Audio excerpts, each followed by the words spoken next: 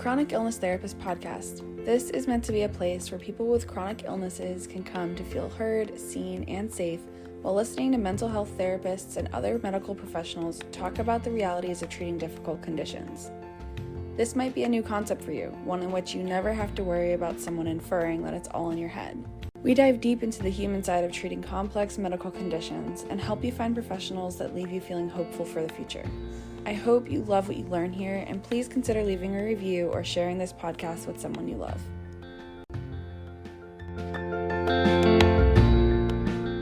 Welcome, Jennifer. Jennifer Sutton is a North Carolina native who grew up in a small community of Pittsboro. She's been a part of the chronic pain community for well over a decade and has firsthand experience with the physical and emotional struggles that come with pain. She found her passion for working with people who suffer from chronic pain and illness when she discovered how isolating pain can be and the lack of resources available for those who struggle. Jennifer is a licensed clinical mental health counselor associate in the state of North Carolina, as well as a national certified counselor. Jennifer opened Chronic Hope Counseling in 2019 and hopes to create a safe space focused solely on helping the chronic pain and illness community learn to live beyond their pain. Realizing that she wanted to do more, she found her nonprofit, Chronic Hope Cares, in 2021 to provide support, advocacy, connection, and resources for all the chronic pain and illness community. Jennifer, could you tell us a little bit about this nonprofit and what do you guys do over there? Yeah, so the nonprofit is very new, as you said. It took a very, very long time to actually create it during COVID times, but we do a lot of different things. One of the main things we do is what I call the advocacy program. And a lot of people, upon hearing that, think that we go out and advocate, but it's actually something very different. We teach people within the chronic pain community how to advocate for themselves. So I, through being a counselor, would hear horror stories of, especially during COVID, people having to go to the hospital alone and being pretty much abused in the hospital setting and being taken advantage of in the way that they were forced to take medications or were talked into surgeries they didn't need because they didn't know how to stand up for themselves or didn't know how to communicate, like, I'm uncomfortable, I don't want to do this. And that really, really stuck with me. And I knew, just being a chronic pain patient, how hard that is. I mean, in our community, doctors are huge, almost godlike beings, and it's very hard to stand up in a situation like that. We partner people with chronic pain with volunteer advocates that we train very well. A lot of our advocates right now are actually interns that are working in chronic hope counseling, and we teach them how to advocate. We teach them how to communicate. We teach them how to goal set for their doctor's appointments. We teach them how to communicate with their doctors and pretty much how to effectively be a chronic pain patient. And a lot of people think, like, that's kind of silly. Like, why do you need to learn to be a chronic pain patient? But it really is a big learning curve. You have to learn so many new things, and we kind of swoop in and teach that in a really caring and often structured way. We have a lot of worksheets. We work one-on-one, and we really try to make people understand that their health is in their hands, and that can be a really powerful thing. So that's a big thing we do. And we do a lot of little things as well. We have like a pen pal program where we partner up just two people with chronic pain that can email or do old school letters. And we just try to make the chronic pain world a little smaller. And a little safer, it sounds like. Yeah, that really is the goal, because it's terrifying. I remember going from being healthy. I was a competitive tennis player for most of my youth, and I was very healthy. And I remember becoming chronically ill. And for more than one reason, it's terrifying. And making that adjustment alone, a lot of times when doctors don't understand what's going on, is very overwhelming, and we're there to be that support. Yeah. Can you give an example of maybe what some of your interns teach as far as advocacy? What are some concrete things that maybe you've seen to be the most helpful, or just give people a little bit of spark? Yeah, so I did mention goal setting. I really enjoy teaching just people in the chronic pain community. Okay, you're going to this doctor's appointment, and we have a really good goal setting worksheet. And what do you want to get out of this appointment? What is going to make you feel like this appointment was a success? And how are you going to make sure you get that? And it can be as simple as I want to go into my general practitioner and I really want a gastroenterologist referral. Mm. Okay, well, how do you go and communicate that? And, some people like to go in and explain their symptoms, their GI symptoms, and other people like to go in and be like, I want a Mm. gastroenterologist referral. And neither of those are wrong. And we role play a lot of that, pretend I'm the doctor. What would you say? Get comfortable. Um, some of that is, this medication isn't working. A lot of people have a really hard time communicating to doctors that this medication isn't working. How do I tell a doctor that who has given me 5 different medications before? Yeah. Yeah, I would And imagine the fear in all of goal setting, why goal setting tends to be so hard for people with yeah. chronic pain is because there's so much failure that comes along Oh, yeah.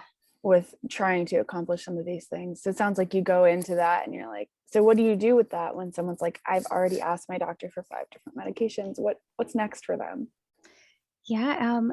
That's really up to them. It really is and very individualistic. What do they want to do? We're not really big into telling them what's next. We're big into what do you think is next and how can we help you get there?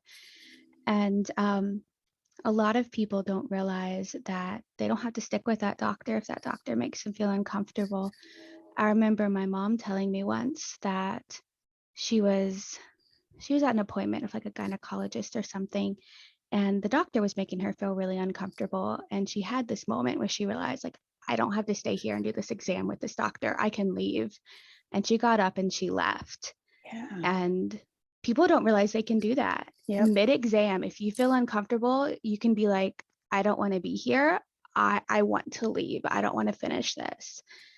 And just having that power of like, okay, they may be an expert in whatever specialty they're an expert in, but you're an expert in you. And there's a lot of power in that, and helping them realize that they have power in whatever they're struggling with as well.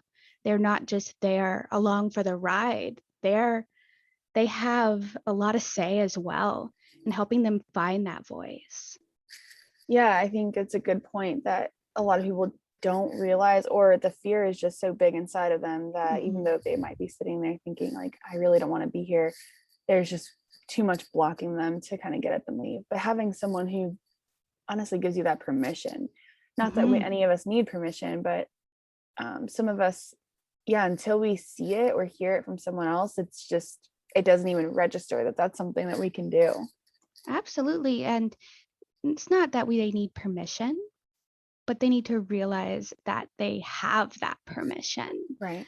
Because I have done procedures and medications that I knew were wrong for me, but I knew that I needed to take this medication to get to the next step, even though I knew it was wrong for me. And looking back, I should have handled that differently. And I always say, I like to learn from other people's mistakes. I don't like to learn from mine. I'd much rather learn from someone else's. So I think if we can get, a big community of people together who have learned, just what it is to be chronically ill and have seen these mistakes for themselves, then the new people coming up don't have to relearn them. We've already done that for them. Yeah. And that can be huge. Can you give an example of maybe what um, it feels like, or how you know when something's not working for you? Yeah, that it can be very, very different. Hmm. For me, I've been dealing with a lot of hormonal things. I had surgery on my uterus in this past year. And recently I had a doctor that told me my only choice was to switch up my type of birth control. Mm. And I knew, I'm like, this is stupid. I've done this before. I have changed my birth control, and every time I get sicker. And I knew it was going to be wrong to do, but I was told by like 2 different doctors that it was my only choice. And I knew in my mind that wasn't true. I knew there were other choices, but I do like to try to trust the doctors that I see.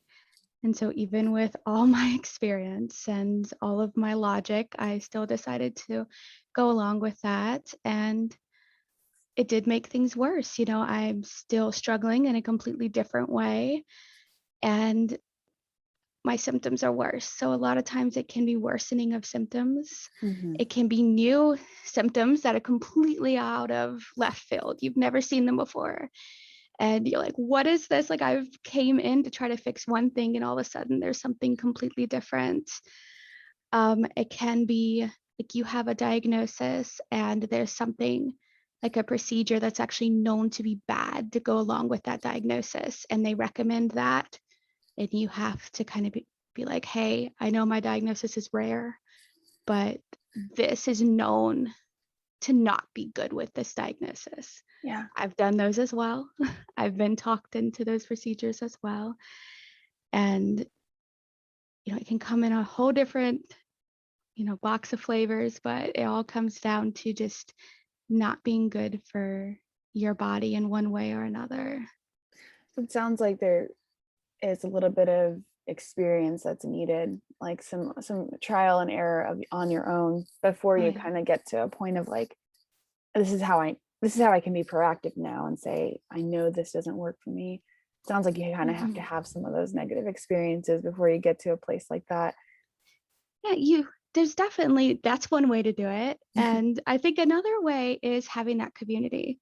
Like if I would have had a better community around my diagnosis, which I have Ehlers-Danlos syndrome, and if I would have been more in that community, I would have known more that what procedures work and what don't. So I could have learned from other people's mistakes. Yeah.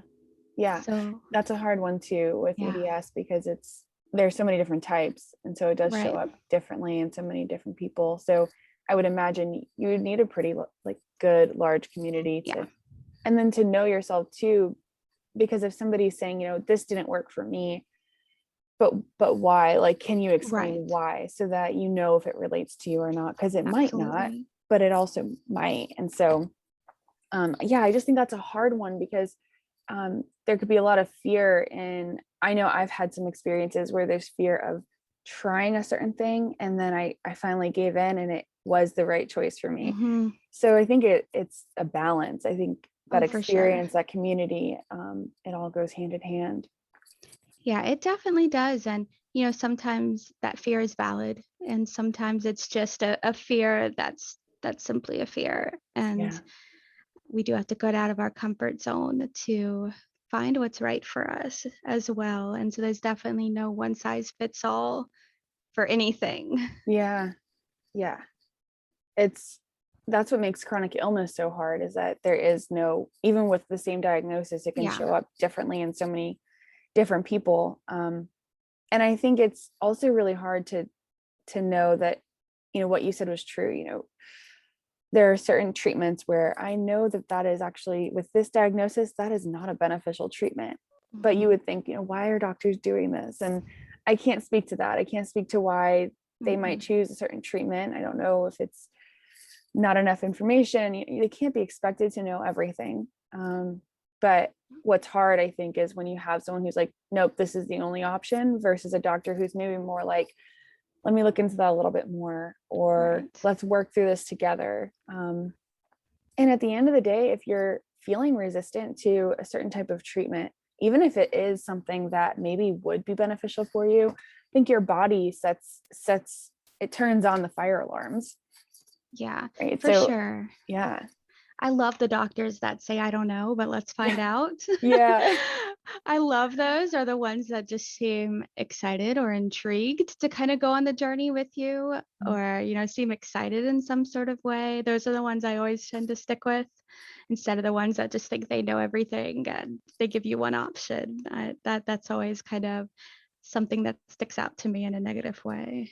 Yeah, or the ones with the signs on their walls now that say, "Don't confuse your Yeah. experience with my degree," or "Don't ask Dr. Google." Yeah.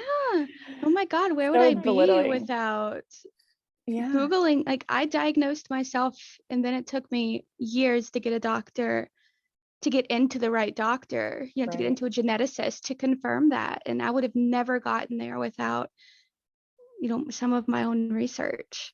Yeah. Can you speak a little bit to your research Yeah. process, or even, what it looks like for people that you see? Because I think that's important for people to hear. Yeah, absolutely. So I, in retrospect, I didn't realize this until very recently, but I have been chronically ill my whole life. EDS is genetic. So my mom and my sister has it. So when I would tell my mom when I was little, my leg would hurt, she's like, oh, when I was little and my leg would hurt, I would just wrap it with a pillowcase this way. See, it's normal.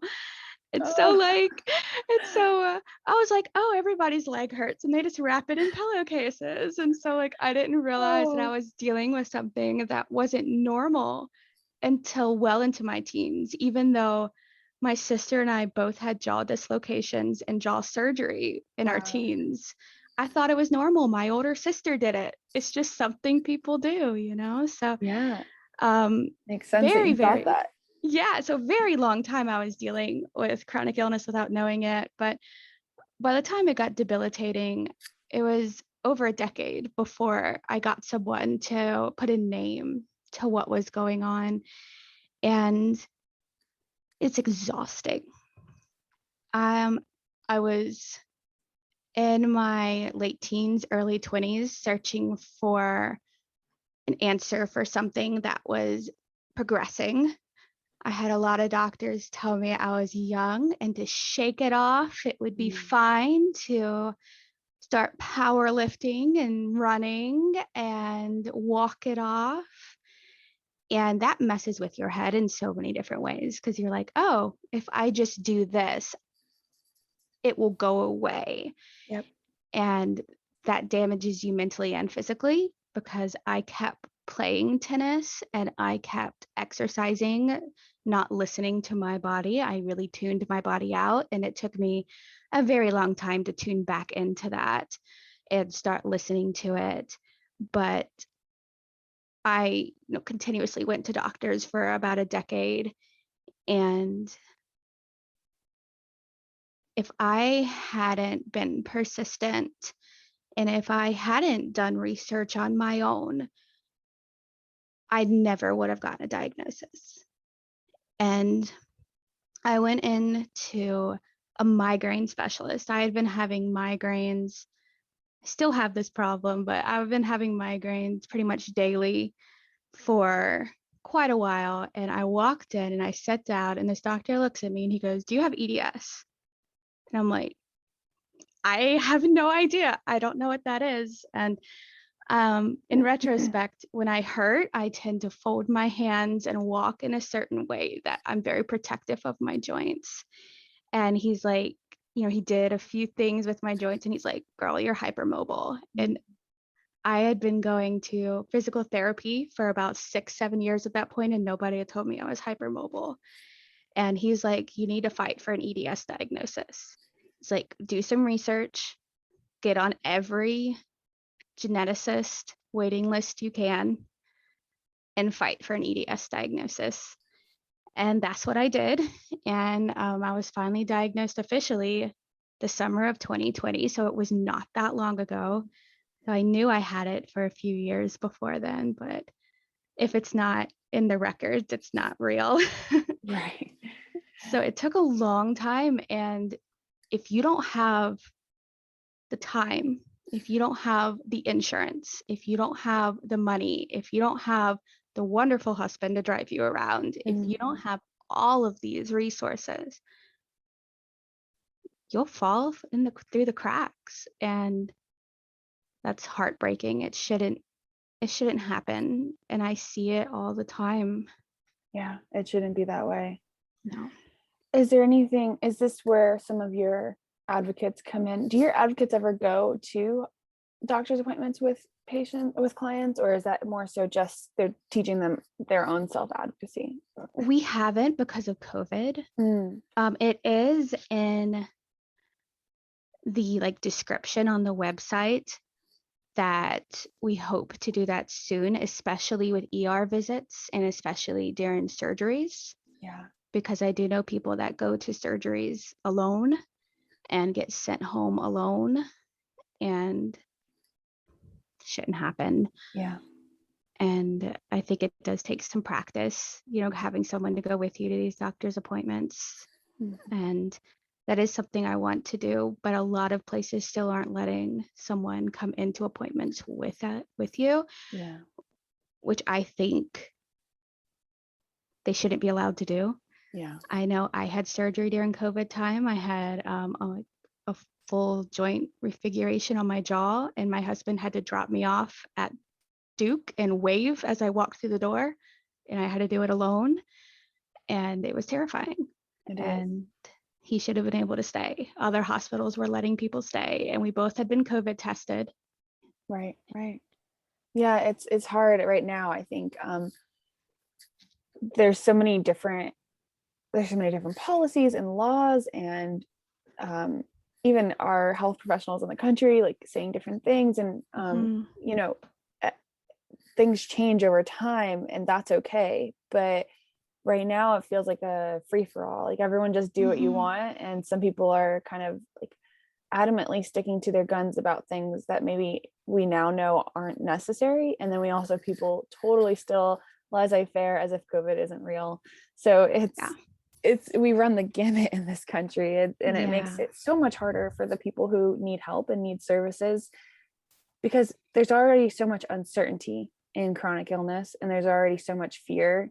And then to add that level of, I don't know if I'm going to be able to even have support through this. Right. It really just adds a whole extra level.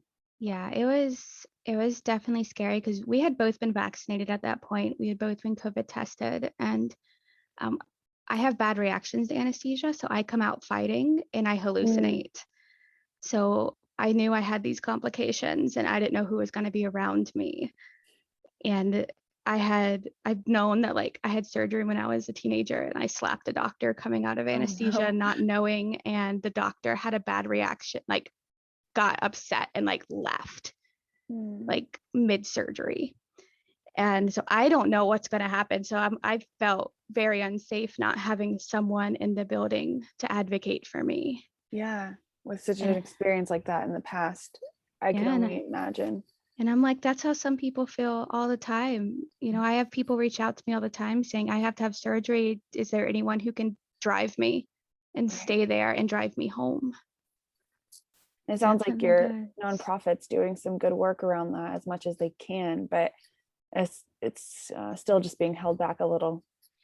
Yeah, it definitely is. And not a lot of people know about it yet. And we've been struggling to get the word out, and we hope to get more people involved, then it will become bigger sooner, because we definitely I love what it does, and I'm really passionate about what it does. So I want to be able to help as many people as we can with that. And with counseling, we're restricted to North Carolina, but with the nonprofit, we're not. So we can work with anybody with that, with the power of Zoom. And Zoom has really done some great things, and telehealth has done some great things. So we really have access to help anybody. Yeah. Which is a great part of the nonprofit, which is part of why I opened it, because I hated being so restricted to North Carolina. Yeah. Do you have a newsletter that kind of keeps people updated on what's going on there? Yeah, I do. So we kind of combine the counseling center and Chronic Hope Cares newsletter for now, just because we don't have enough people signed up for the nonprofit one. Yeah. But they can just send me an email. I don't know if you'll have my email somewhere. Yeah, I can definitely add your email in the show notes. Yeah, but just send me an email and we'll add you to that list. Yeah. Great. Okay, cool. Yeah, I think it's just so important. People need advocacy work. And Yeah. what I love the most was that you said you role play with people, because Yeah. it's one thing to just teach and then say, okay, like go out in the world and do it, but Right. you need that modeling, you need that experience, and that's where role play comes in really handy in situations like that. Yeah. And what's great is a lot of the volunteers we have now, like I said, they're interns at Chronic Hope Counseling. So they're going through master's program for counseling, working as advocates. So they're very knowledgeable with what they're doing Yeah.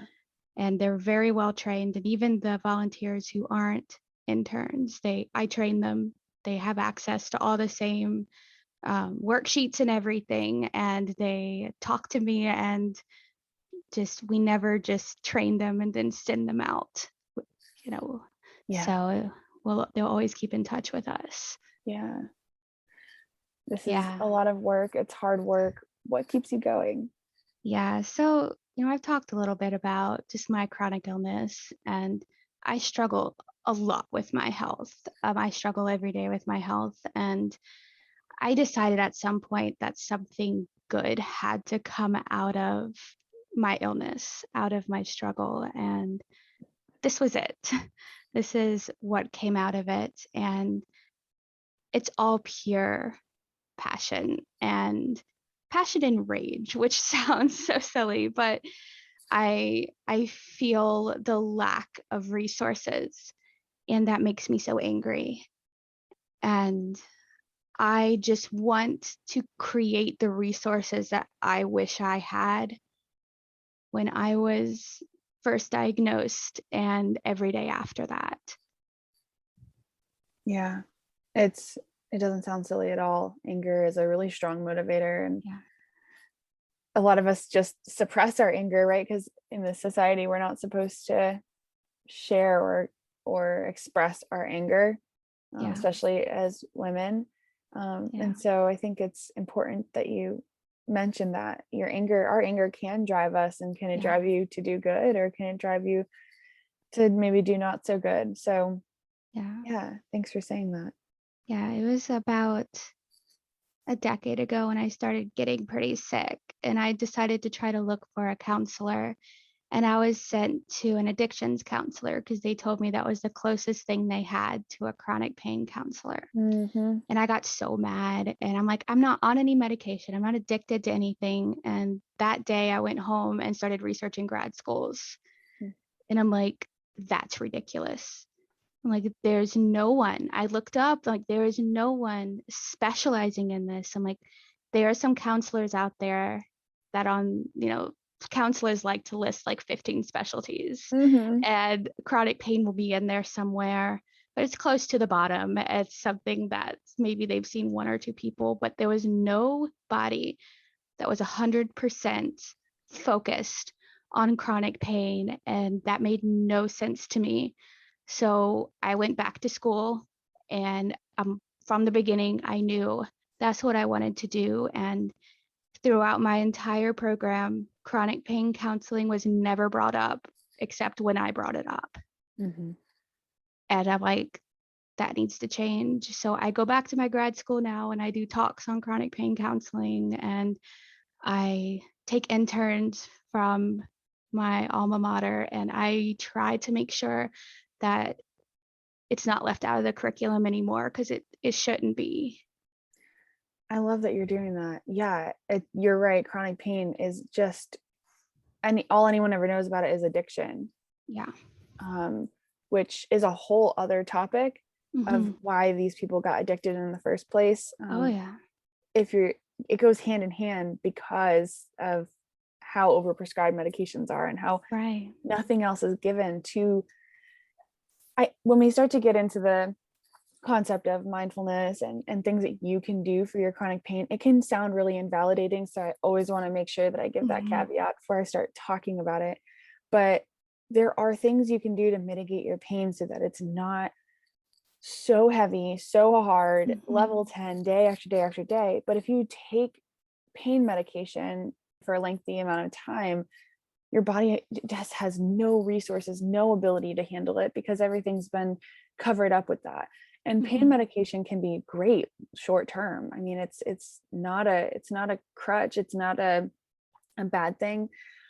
But when you're taking it for months and months on end and no one has told you any other way to handle that pain, it's hard. It's hard to bounce back from that. Right. You absolutely can, but you're going to need a lot of support. And that's why I love your advocacy program, because that support is hard to find.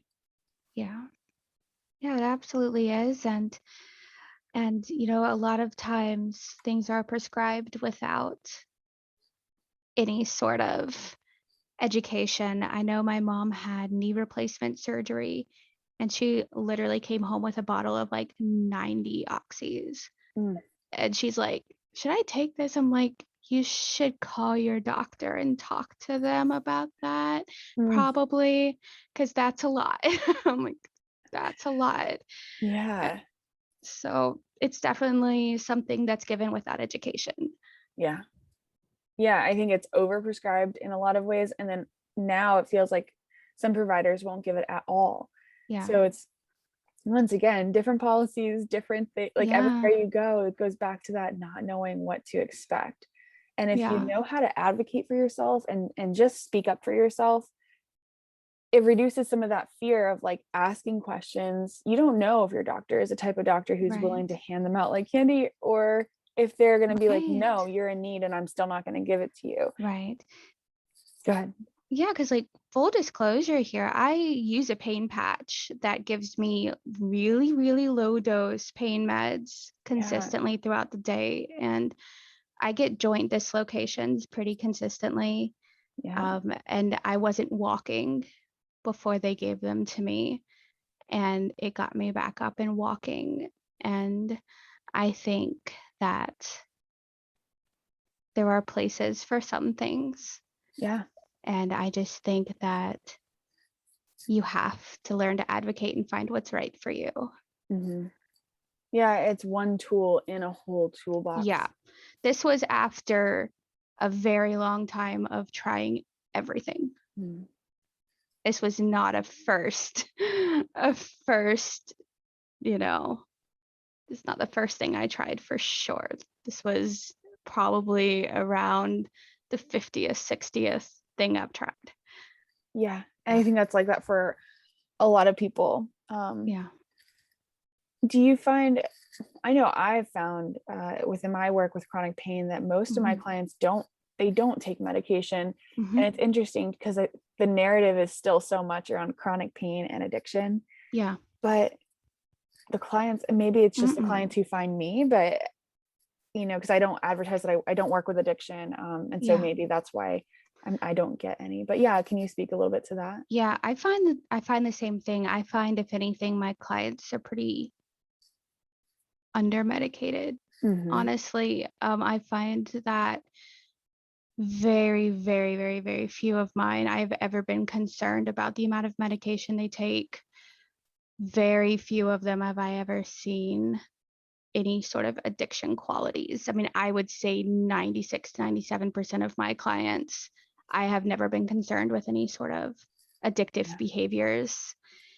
And I think it is because, we're aware of that. We are aware of that as someone with chronic pain. We're very vigilant with how the world sees that. And there is more education with chronic pain now. There are plenty of doctors that I've been to that say right off the bat, we're not a clinic that prescribes anything, which in certain circumstances can be very beneficial to be in those kind of clinics. And I do know with, the medication I am prescribed, I have to go to them every 4 weeks. I can't get prescribed any sort of medication unless I'm in their office. I don't get any refills. And I think it's monitored a little bit more. And I think there are more resources and it's not the first thing. I did nerve ablations. I did everything. I mean, I did everything. And I think most people have done everything. And then there's the emotional and mental health side of things to help deal with your chronic pain. Can you Yeah. talk a little bit about your experience or what you work on with clients? Yeah. So I think one thing that people don't realize is that physical pain and suffering are two very different things. I think that you can be in a lot of physical pain and not necessarily have a high level of suffering. And on the other end, you can have a lot of suffering and not have a high level of physical pain. And I think that can change day to day. As I know there are some days where I have my worst pain, but I'm actually in an okay mood. They don't always correlate 100%. And that's really, really important to educate clients on and let them know that even though I can't fix your pain, I'm not a doctor, that's not something I have control of, we can fix the suffering. And a lot of times they're very intertwined, they're like a ball of yarn that you find in a basement. And you're like, crap, there's no way I'm getting that undone. But we can, little by little, we can start separating this out. And it has to do with the way we think about and the way we process the pain that we're in is going to decide the suffering that we feel. And that's where the coping, the meditation, the mindfulness, the mental health side comes into pain. It's let's minimize your suffering. I love the way you put that and the way that you delineate suffering and pain. Yeah. I think that a lot of us, at one point or another feel like if I'm not suffering, then people won't know my pain is real. And so I have to prove it even more so that because it inherently it improves our pain to be seen by other people. Yes. And so if people aren't seeing us, it's kind of this vicious cycle, but I'm going to go into suffering mode so that you will see me, which will make my pain worse. And then you seeing me might make my pain a little better. And again, just goes back and forth. Absolutely. And I think that goes a lot into invalidation that we feel, whether, by family, by just people around us, by doctors. I've had my mom or people around me say like, okay, we're going to this doctor. You need to show them that you're sick, like act sick today, and I get that, because if you go in smiling and chirpy, you're not going to necessarily get what you need, because people do have stereotypes in their head of what someone chronically ill looks like. And those stereotypes suck. And I think breaking those and changing those is a whole different story. But it is a suffering person is what that stereotype is. It's someone crippling over in pain. It's someone in a bad mood. It's someone that's just so overwhelmed by their pain that they can't talk or function. But, what you don't know is like, I'm in quite a bit of pain today. I'm struggling. I had physical therapy yesterday, and that always triggers things. I had a migraine last night. That's not good. But I'm in an okay mood today. I don't, if someone was to walk in, they probably wouldn't know that. Right. And that's because we do find ways to separate those out. You don't have to suffer to be in pain. Right. Yeah. And I like to tell this story. That we have these two different scenarios, right? I always give this when I'm giving a talk or something. And I'd like the audience to decide kind of scenario A or scenario B, which person do you think is in most pain, right? Scenario A, you're having like the best day ever. It's sunny out. You got a promotion at work. It's Friday. It's date night. And you're so excited to go out. And you're running around. You're getting ready. And you found the perfect outfit, and your date rings the doorbell, and you're running to the door and you stub your toe. So that's scenario A. Scenario B, it is raining. You got looked over for a promotion. You get home and realize you have no food. So you throw a frozen pizza in the oven. You forget to put on a timer. And you realize you forget to put on a timer when your smoke alarm goes off. You're running to get the pizza, and you stub your toe while running to get the pizza. Which toe do you think hurts the most? I would imagine it's the one who's been suffering all day with The one that's been suffering. Yeah. Right. And it's because, you hurt your toe the same, but your mood was so bad when you did that, that's going to be more frustrating. Scenario A, you probably moved on. It was like, ow, that hurt, whatever, but you kept running to the door and you continued with your day. Right.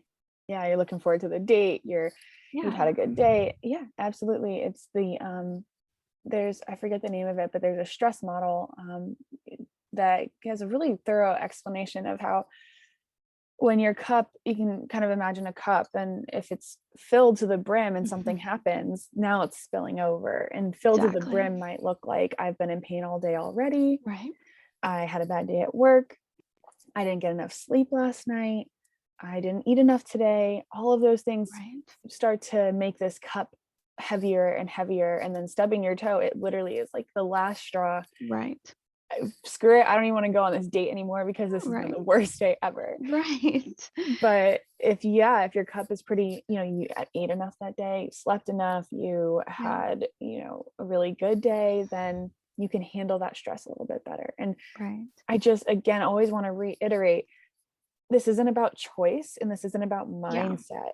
It's literally like, okay, so if you did have a really shit day and now you stub your toe and you don't want to go on the date anymore, this is a whole other topic about values and kind of what you want to do next. Like, I still think you can figure out a way to go if it's important to you, but it doesn't have to be important to you. Right. You can also cancel. You can also say, this is not working tonight and I just need what I need is rest. Yeah. Yeah. And it's, listening to your body and respecting both your mind and your physical body, what they're saying, and, being mindful of just where you are, both mentally and physically, and giving both of them their time of day. Yeah. Yeah. Jennifer, is there maybe one thing you can kind of give here at the end to people listening that might just kind of either provide some hope or maybe is something that you hope people take away from what you've said so far today? Yeah. I think that pain is not a finite state. Pain is very fluid, and I think we imagine it as a very rigid thing that we feel at a very high state 100% of the time, but it's very fluid, and we can take advantage of that, and we can learn techniques, and we can really, feel power in that, to learn to separate that pain from the suffering, and learn to take the good days with the bad, and learn to live beyond your pain, because you are so much more than just pain or an illness. There's a person under there too, and sometimes we forget that. I love that. Pain is fluid. It just reminds you it goes back to what we were just talking about. You don't have to stay in the pain to prove anything. It does go in and out and up and down, and that doesn't make it any more or less real. Yeah. When you're feeling better. Yeah. Thank you so much for that. If you learned something new today, try writing it down in your phone notes or your journal and make that new neural pathway light up. Better yet, I'd love to hear from you. Send me a DM on Instagram, email me, or leave a voice memo for us to play on the next show. The way you summarize your takeaways can be the perfect little soundbite that someone else might need in order to better understand the same lesson. Lastly, leaving a review really helps others find this podcast, so please do so if you found this episode helpful.